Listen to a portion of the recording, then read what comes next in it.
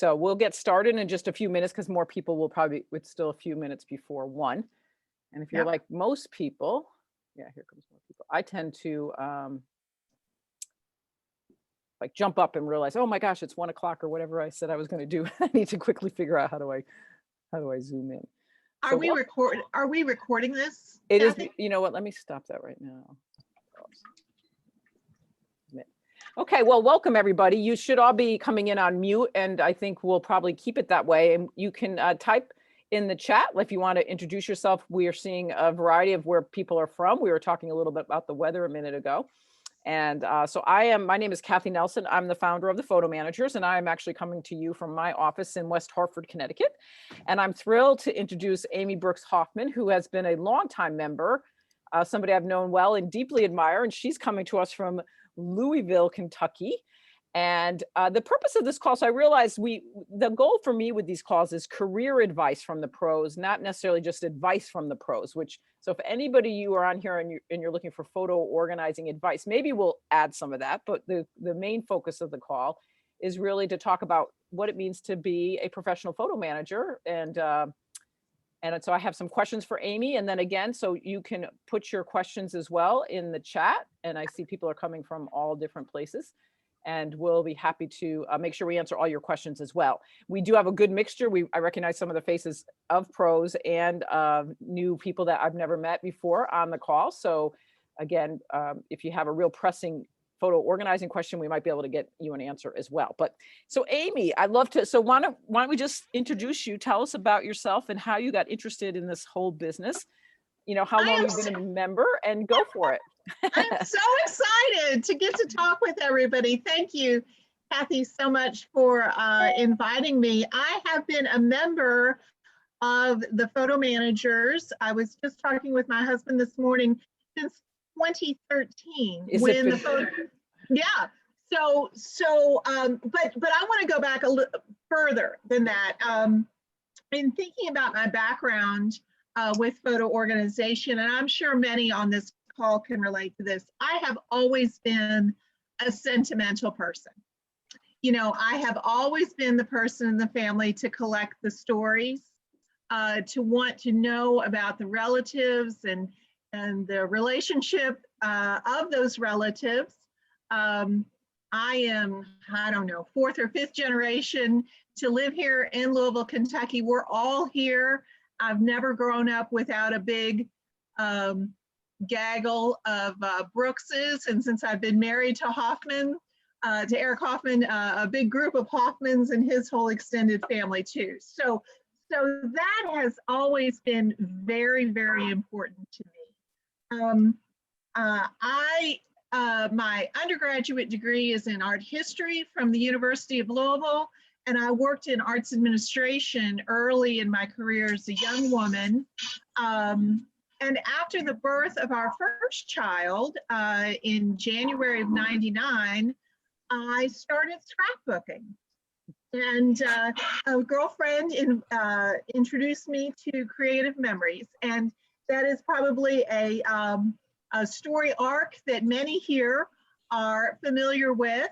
I sold Creative Memories when I had young children at home, and it was a great social and social outlet for me, and also a professional outlet for me. But then Laura Harbolt, who was my upline with Creative Memories and was an early partner with Kathy Nelson in what was the Photo Managers, which was then called APO, came to me and said, hey, I think this might be a neat opportunity. You should consider joining this group. I had noticed in my DIY business that more and more people were coming to me and saying, could you just do this album for me? Could you just handle this project for me? That was when digital photography was becoming much more common. We were losing the film cameras, and the digital cameras were coming about. People were not producing their photos or developing their photos like we used to at the drugstore. And I think people in my community, at least, became more familiar with the idea of specific niche consultants and services. It was after talking with Laura and looking more into Apple that I realized that, hey, there was a business opportunity here. 2013, I signed on with Apple, and then I came to the first conference in Chicago. So it's fun for me to hear these background stories. I didn't realize, I knew it had been a long time, but I didn't realize you went back to Laura Harbert in 2013. So that's fun. So Amy knows everything. She knows the real growth of the organization, of the whole, I mean, it's just an incredible story, right? It has been so fun to be a part of I went to that first conference and I thought, oh my gosh, I'm the only person in the world who feels this way, or I'm the only person in the world who has this story. And when there were 20, 25 of us in the room and we all started telling our story, I was like, oh, my people, these are my people. Everybody had kind of a similar story or a similar path. And it was a real confirmation to me that I could be a business person on my own without the structure of like a franchise or a direct sales path. That this could be anything that I wanted it to be, and that there was a really great need. And I think that need has even grown since 2013. Yeah, no question about that, right? So, so what advice would you give to people that are just getting started? Just, maybe we have a lot of people on the call whose names I don't recognize, yes. So I'm assuming they're in that situation, and maybe they're just thinking about it, wondering, do people really need our services? And tell us a little bit about your thoughts. Okay, so 2020 has thrown some real fastballs, hasn't it? But one of the things that I have really noticed is that people are, extreme living at home right now, I think is the polite term for it. But they're finding their projects and they want to get things organized and together. I think people are connecting more than they ever have, because I do believe that 2020 for many families has been a bit of a reminder of what is important, and that is our loved ones, as opposed to things. So I think that right now is a great time to start a business as a photo organizer.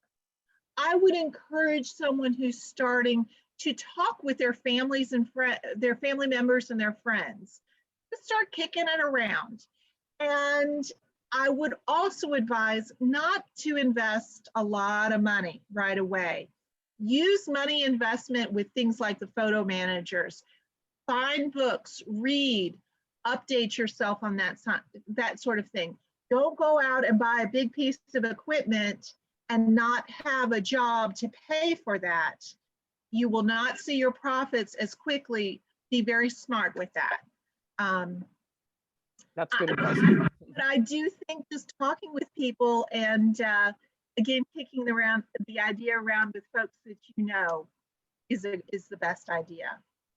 One way to do that too is just to tell people. I tell new members that are thinking about, and people have done this. I put out a survey on your social media or however you're I'm thinking of starting this business.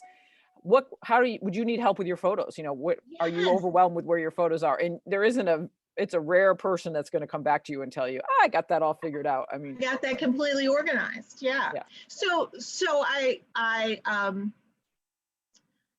I say this, you have your 30-second commercial. Yeah, I was going to ask you to tell us if I was meeting you, Amy, and and I want you to tell a little bit about how you've met your clients and what kind of clients you work with. We're at a cocktail party, you and me, Kathy. Okay. So here's our cocktail. And I say, Kathy says, "Oh, what do you do?" And I say, Kathy, I am a professional photo organizer.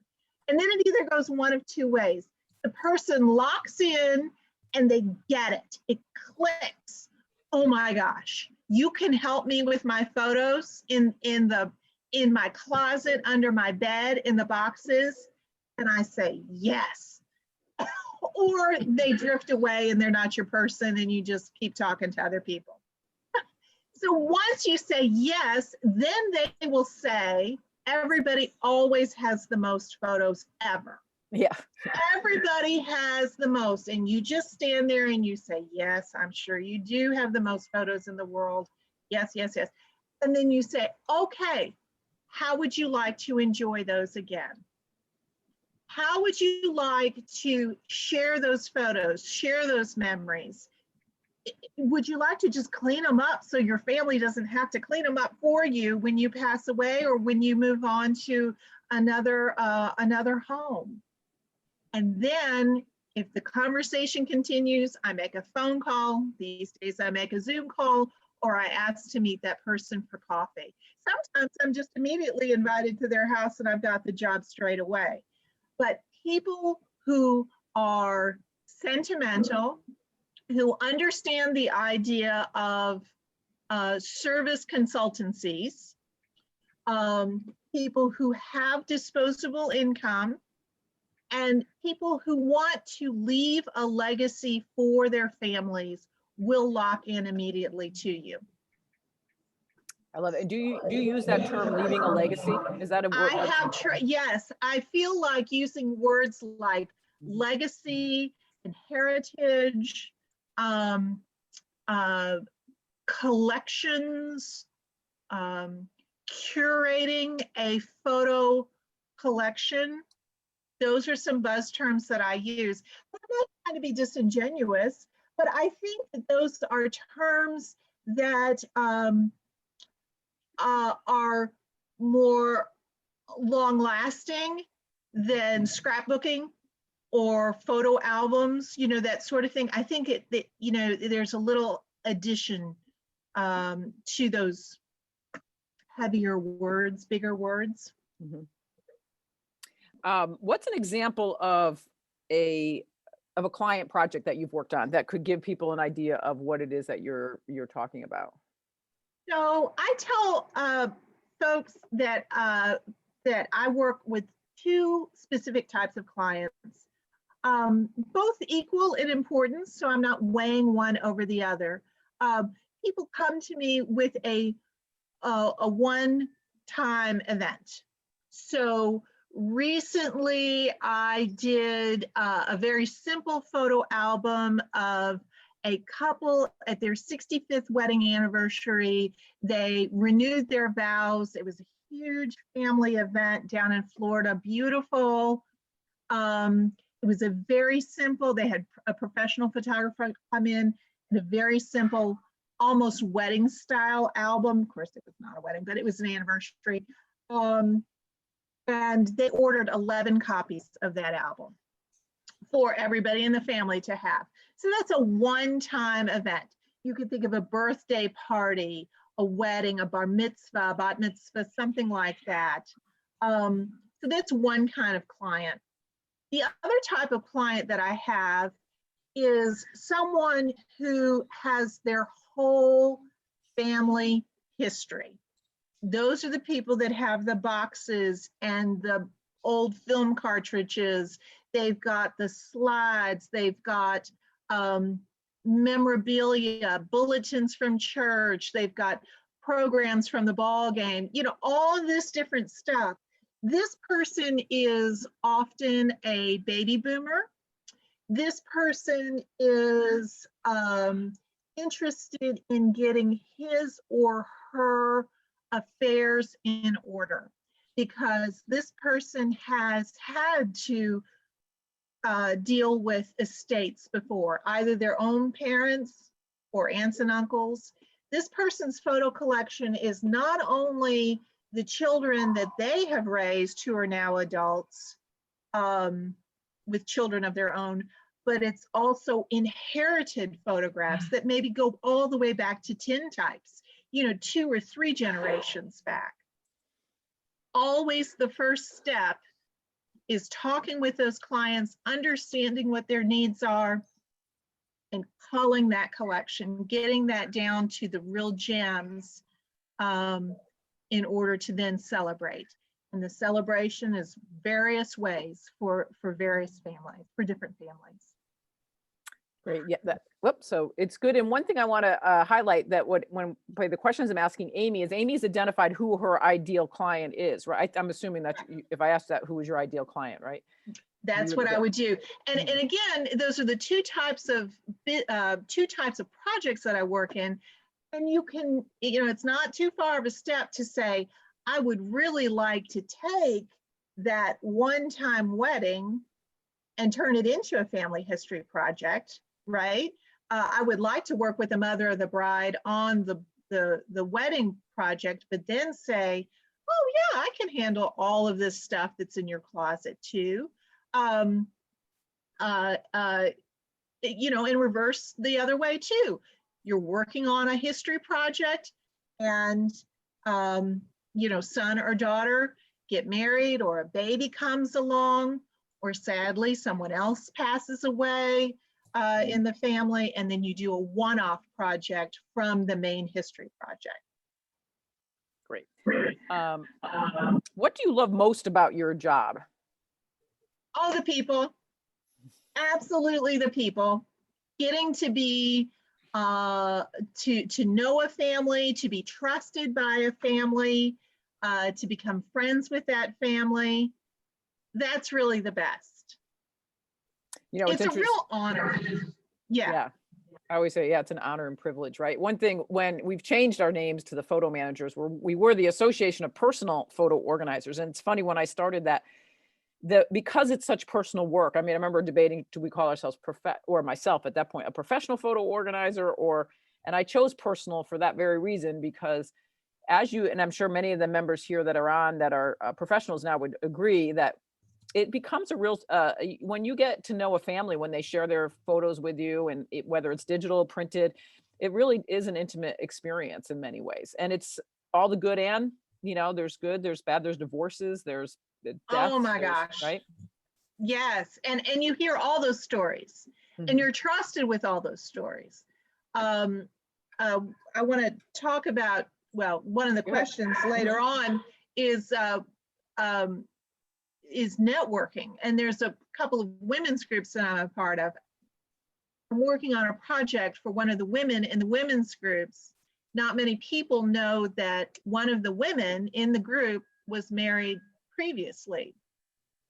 And sadly, her husband, 6 months after they were married, he committed suicide. And see, this is something that she does not share with the other 100 ladies in the group, but I know it, and she trusts me with that information. That's a super sad story, and I don't want to bring anybody down, but that is an example of stuff that I hear all the time with clients.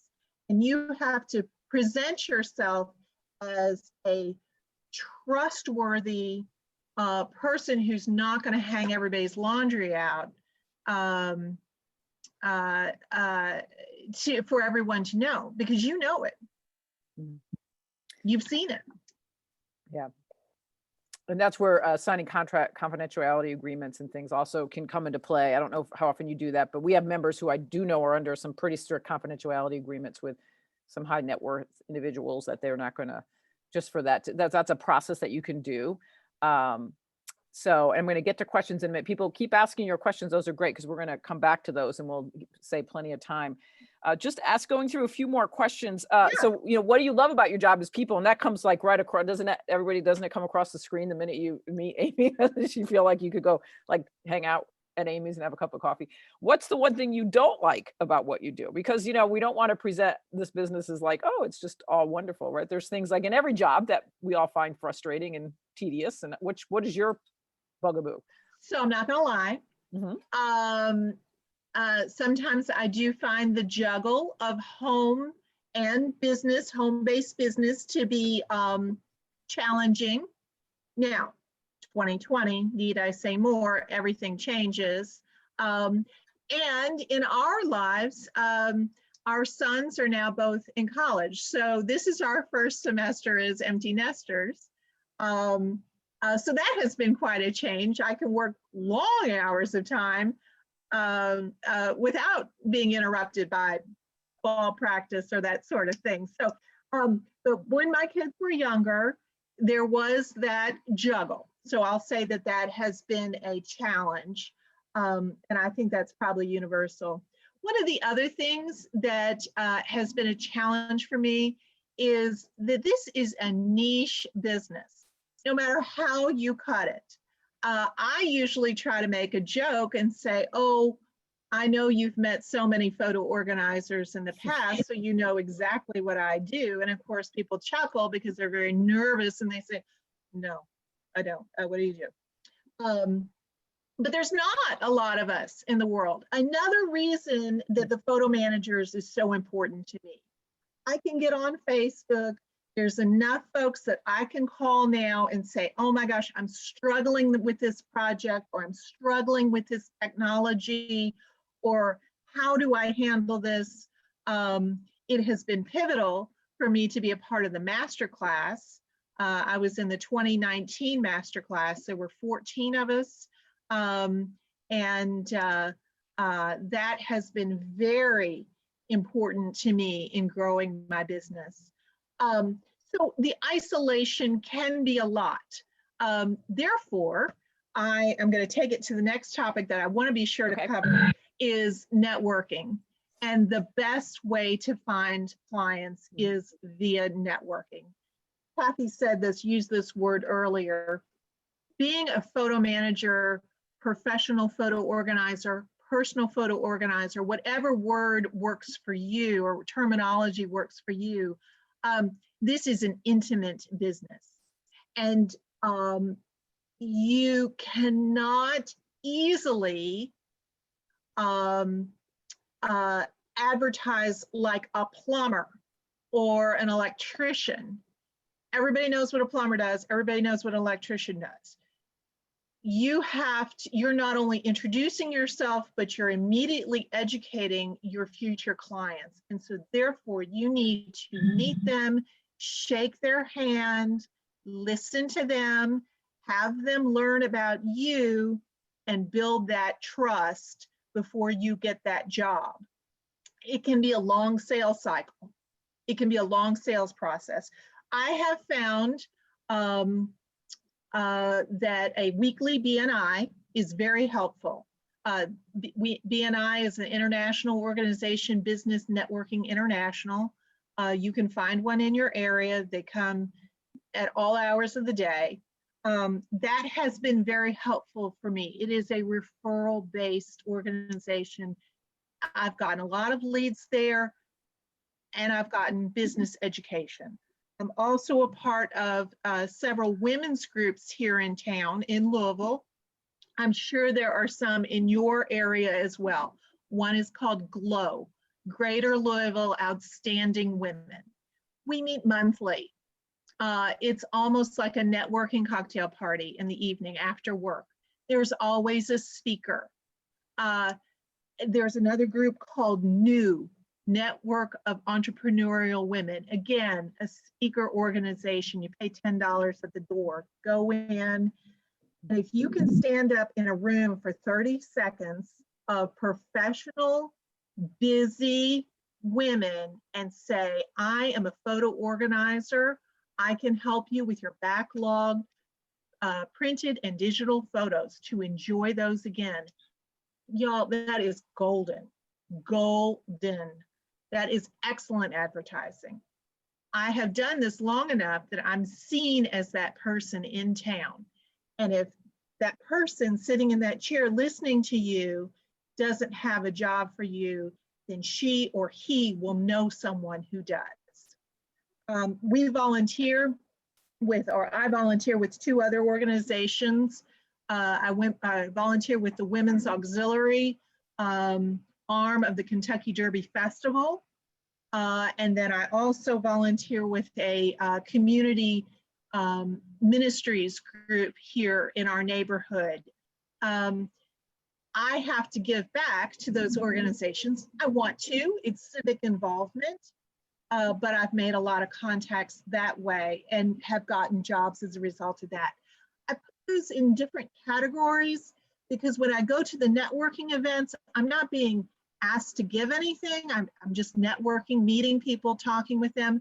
When I volunteer with an organization, I I'm expected to be on a committee or do a job. So I have to work that time commitment into my week.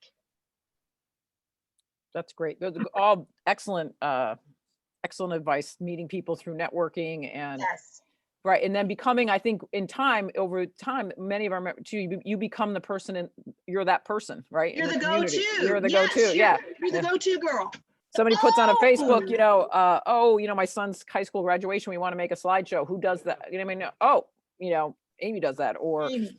right. Or And she so, could be a resource, or you could be the educated resource to get them to the correct person. right. Yeah.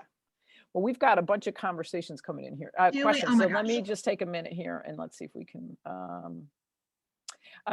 Jody says, Amy, I love watching your Facebook Live promos. Can you tell Jody. us how often you get a client from those? Okay, those are so silly. Thank you very much for That saying is, you that. put yourself out there. That's I good. do. I have not gotten a whole lot of work from those, but again, it's recognition. Oh my gosh, you know, I'll see somebody out. Back in the days when we went out, I'll see somebody out. Amy, when's your next video? I love it when you bring your husband and your boys in. Amy, I don't have anything right now, but I know somebody who does. You know, And are your Facebook videos just like a little story about what you do, or just like a little, you just get on and kind of talk about something photo related? Sometimes it's informational. Sometimes something will occur that day that I find interesting. The last one I did, I watched the movie Pete Souza, The Way I See It. Pete Souza was the photographer in the White Houses of President Obama and also of President Reagan. His photographs are incredible. Not making a political statement, his photographs are incredible. And it was so neat to be able to hear him talk about photojournalism. And he made a wonderful statement about the printed photograph and how it freezes time. It freezes a memory. And you know, that's true for all families, no matter if you're a White House family or, you know, not a White House family. I think that is applicable across the board. So I think that those little 1-minute videos can inform, introduce me, and sometimes let people know about a special or something going on. To answer the question, they have not been big time business builders for me. Okay. Here's a good question. This is one I'm not surprised that Lisa asked you. How do you charge for your services by the hour, and how did you charge for the book? Okay, so this is something, Kathy, haven't we gone around and around through the years on this? So the way that it has been most comfortable for me to charge is by the hour. I'm time and materials, okay? So I say to people, I am $75 an hour, whether that's working with you side by side at your home on your collection, or if I'm in my home office right here, designing an album or working through your photographs. I outsource all of my scanning. I, of course, outsource duplication of videos, digitization of videos, that sort of thing. I pay a wholesale price and I pass the retail price on to folks. As far as albums go, I do mark up the albums anywhere between 30 and 50%. There are guidelines that are pretty, I have learned that photographers' markups are right along with what I do, and being a part of the photo managers, I'm able to have relationships with Millers, with Bay Photo. We've got a relationship with them where we can get discounted prices or wholesale prices and then pass retail on to our clients. Right. And for people that don't realize, those would be business to business. They're not consumer. It's not Shutterfly. These are really high end, That's beautiful right. photo book companies. I also That's right. like what Amy mentioned. And I'll keep going through the questions. I'm sure there's more about the pricing. Amy, she happened to tell us what her pricing is by hour. It's going to matter where you live in your part of the country. So Absolutely. it's very, you have to learn and do your research about what is the average hourly fee for a service business in your community. It's going to range from as high as probably 125, 150, maybe in the Bay Area, to a much lower rate, maybe in a more rural community. We That's actually right. have something called Profitability Live. But we are actually doing a 3-day workshop on this where we have our 9 of our very experienced members talking about their different ways, everything from how to price, but also estimating your project, like somebody has like boxes and boxes of photos in there. How do you do that? We're not going to have time to do that today, but just so you know, that is something we're working on, and it's a topic we cover constantly because it's always been something people have struggled with. Can I say one more thing, Oh, sure. Kathy? Yep. So whatever you end up deciding is your price and how you are going to charge. It has to roll off your tongue, Yeah. no problem. You need to have no reservations whatsoever. I am so worth $75 an hour. Absolutely. Absolutely. You are getting a deal. And the price of that album is $200. Yes, it is. I recently did a job for a friend, and I gave her a project price. She was concerned about pricing, that sort of thing. Of course, I'll do it for, whatever. It was $450. It was $450. She wanted an album and my time all in. I'm like, okay, all right, we can do this. We went way over. Lots of project creep. Did I handle it by saying, hey, Wendy, we're really getting into a lot of hours here, or we really need to revisit our price? I did not. So maybe shame on me, but she is very well connected, and this project is very well connected. So maybe it'll play into another project coming along. She wrote me that check for $450 and said, I can't believe it was this inexpensive. So I walked away knowing that I delivered a project that will be beloved for years and years, and I get great satisfaction with that. But I also know I left some money on the table there because I charged her twice that, and she would have been thrilled. And I think this is one of the great things about the community itself. The photo, we talk about these subjects. You're an entrepreneurial business owner, right? And so, and this question of pricing and making mistakes, I'm glad, Amy, you were honest about that. Because you're going to at some point underprice yourself probably, and there's a learning curve here, and you won't do it again probably, or less likely as you go through this process. So we give as much advice and support and recommendations as we can, and then. And some of it just, it's all part of what it means to be in business for yourself. That's right. That's right. Let's see. So did you ever decline taking a project because you already had too much work? Oh, yeah, that is a really hard thing to do, isn't it? Because, I have delayed projects before. I've never turned a project down. I have said, all right, what's your deadline? What's your timeline? If it's one of these projects that somebody says, oh, it's been in the closet for 20 years, I don't need it immediately, I'll say, okay, look, this is what I've got going on the next 4 weeks. Let me work you in after that. And then that's usually not a problem. I have a really hard time declining projects.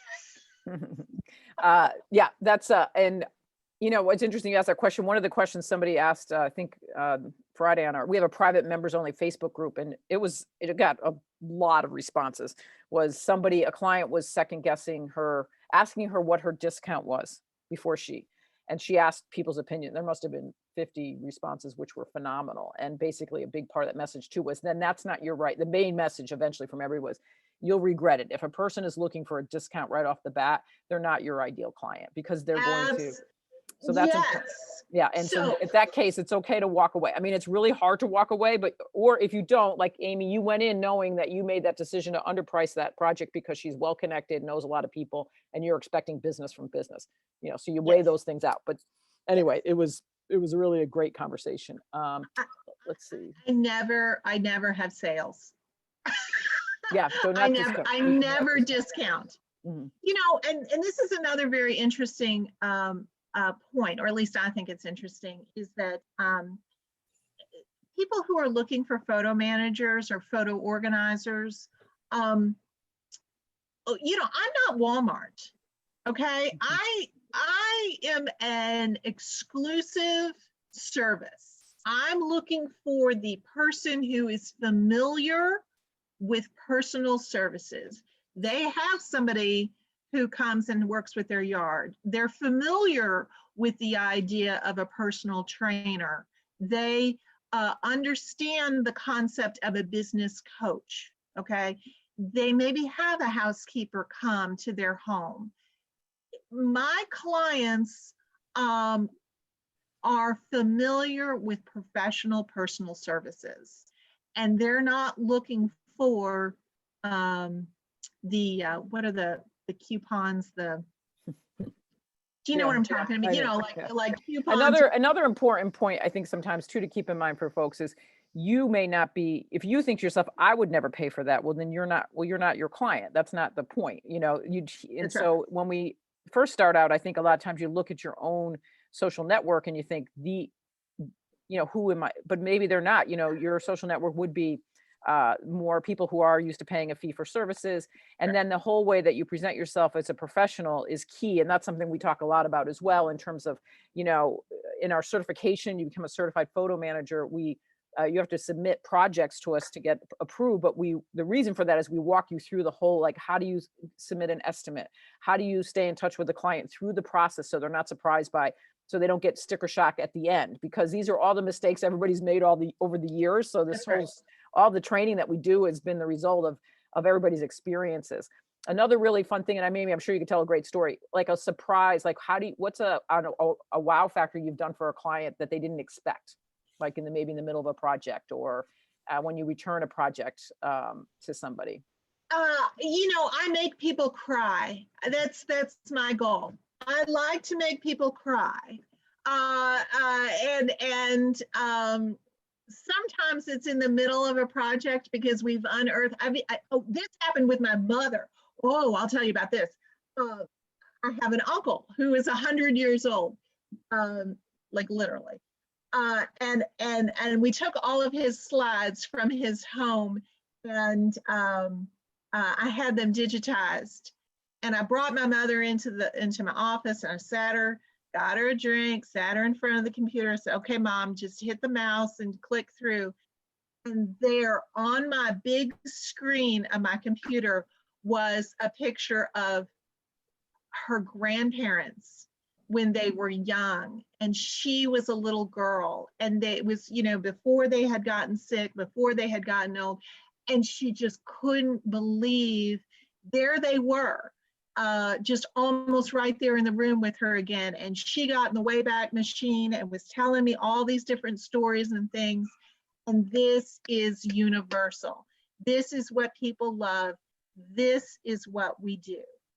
Yeah, and some of the stories that people will tell, like if you're scanning, some people, Amy outsources or scanning. That's an important point as well. We always recommend people do what you love and outsource the Yes. rest. A lot of I our hate members scanning. actually, yeah, so that where many love scanning. Many of our members actually invest in scanning and they do the scanning, or Right, they right. outsource it to other members and things. But finding an old photograph maybe of a grandparent and then having it, maybe if it's kind of faded or whatever, using a restoration service and then putting it in a little Yes. frame, and in the middle of the project they get a frame in the mail, with that photograph. Or if you so a lot of our members also, you'll come when you go into clients' homes, they're going to have old home movies that haven't been digitized. So it's not just photos, right? You can say to them, I have a service, I can get these digitized. You take all those, return them with a box of popcorn and with the flash drive, in So cute. some, Yeah. like with some paper or whatever. All of these things that you do are kind of establishing yourself as a true professional. It's taking your services up another notch. It's, you know, and these are things we coach a lot about, and it's not hard to do. And ideally, if you're even on this call, I'm assuming it's because, you know, you like people, and if you love photos and stories, these things usually do go hand in hand. So I just wanted to mention that. Let's see, make sure I'm I love getting all that. the questions here. Somebody asked a question about when you're working with a client and you're doing digital photo organizing. Does your pricing change and things like that? And I'm not sure if you even do digital photo organizing, Amy, because not everybody does, but many of our members do that as well. So I do digital photo organizing, and my pricing does not change.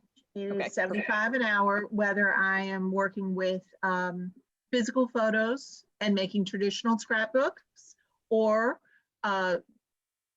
working with a digital photo collection and just, you know, working with the metadata, or creating a digital album. That's it. okay. I think I got everybody's questions here. Anybody else have a question they want to ask? And you've done a great job, Amy. So I hope people realize too, there's so much diversity in what people do and the approaches that they take. And somebody else said, I've learned so much using with old photos as well. Somebody talked about the tier factor. So The tier factor. yeah, the tier factor. You know, How do you judge how long a project will take to provide a quote? That's one of the things we were talking about, the estimating, and we're doing a whole big that training that we have coming up. But that's a good question, right? Because that's the biggest and sometimes, well, you go ahead. it can be super difficult. And of course, working for free is no fun for anybody.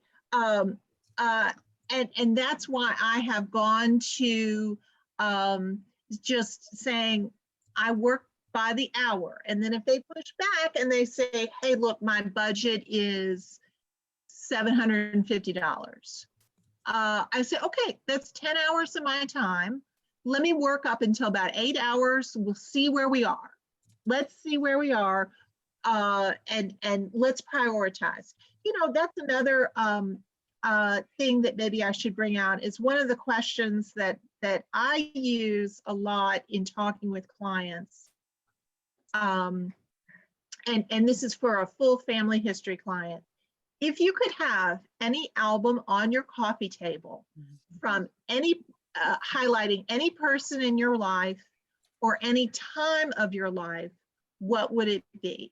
Would it be a trip, you know, once in a lifetime trip that you took? Would it be your college years, your single years, your married years? You know, what would it be? Would it be a person? Or would it be the genealogical work that your aunt did? You know, what would that album be? That usually gets people thinking, gets their wheels turning, and it gives us a target to work toward. Yeah. Instead of saying, I want to deal with every single photo in the collection, it helps them hone them in a little bit more. I think that's important, and goals, helping people. So one of the things that we recommend is when, and we even actually have it for new members, when you join, we actually have what we call a needs analysis, where you, it's a form, you know, that you can, the kind of questions that you want to ask. Somebody just asked a question, I think Kate jumped on that too. She was just saying, can I become a member of the photo manager? Oh. Yes, absolutely. And so what the photo managers provides too is, like Amy, through all the years of experience, when you become a member, you get a username and password and you log into the back end of our website, right?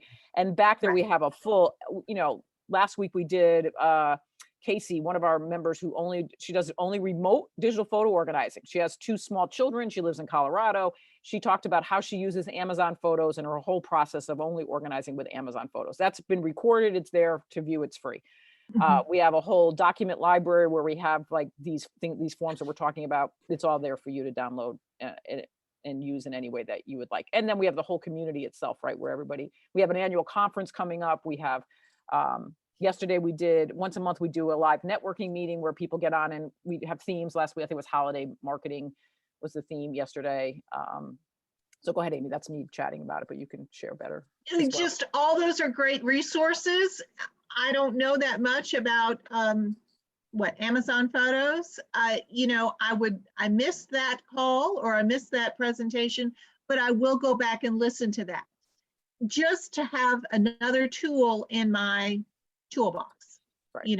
to understand.